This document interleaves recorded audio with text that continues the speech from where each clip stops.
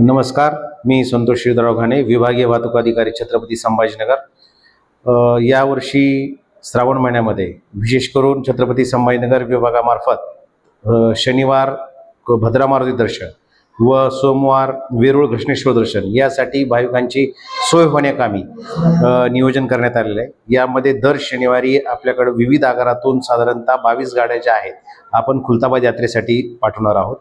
या कालावधी जो आहे 00 आवर्सपासून म्हणजे शुक्रवार व शनिवारच्या मध्यरात्रीपासून जे भाविक पायी भद्रा मारुतीला चालत जातात व नंतर शहरामध्ये आपापल्या इच्छित स्थळी जाण्यासाठी त्यांना वाहनांची आवश्यकता लागते। याचा विचार करून मुख्यतः आपण अशा प्रकारचे नियोजन हे संध्याकाळी 10 वाजल्यापासूनच आपण त्या ठिकाणी गाडी मुक्कामी 22 गाड्या ठेवणार आहोत व त्यानुसार वाहतुकीचे नियोजन करतो। या व्यतिरिक्त ज्या आपल्या ऑन द वेच्या रूटच्या गाड्या आहेत त्या सर्व गाड्या ज्या आहेत त्या भद्रा मारुती मंदिर सर्कल या ठिकाणाहून वापस फिरणार आहेत व त्याद्वारेही आपल्याकडे येणाऱ्या प्रवाशांची सोय संबंधित बसने आपण करणार आहोत। या व्यतिरिक्त सोमवारी जे आहे सोमवारी श्रावण सोमवार चालू झालेल्यापासून आपण 18 गाड्या वेरूळसाठी सेपरेट या ठिकाणी डेपो वाईज दिलेल्या आहेत आणि ज्या ऑन द वे गाड्या आहेत तर सर्वात जास्त कन्नड, धुळे, छत्रपती संभाजीनगर या मार्गावर ज्या वाहणाऱ्या गाड्या ज्या आहेत या गाड्यांचं नियोजन जे आहे ते आपण घृष्णेश्वर दर्शनासाठी जाणाऱ्या येणाऱ्या भाविकांची सोय व्हावी यासाठी केलेलं आहे। श्रावण महिन्यामध्ये विशेष करून भक्तांची सोय व्हावी यासाठी छत्रपती संभाजीनगर विभागामार्फत 2 पॅकेज टूर आपण या ठिकाणी राबवणार आहोत। 1 तारखेपासून याची सुरुवात होईल।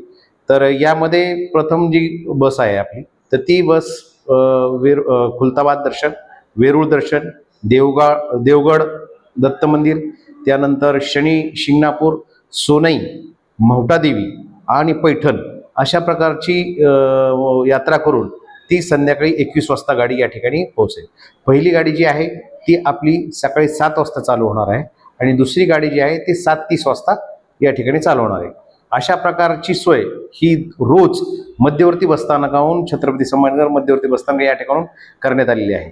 तरी माझं असं आव्हान असेल की सर्व प्रवासी जनतेने अशा प्रकारे देवदर्शनाचा जे योग आहे तो या बसचा लाभ घेऊन निश्चित त्यांनी करावा। यामध्ये फुल प्रवाशाचं जे भाडं आहे 624 व आरक्षण आकार जो आहे ते 10 रुपये असणार आहे।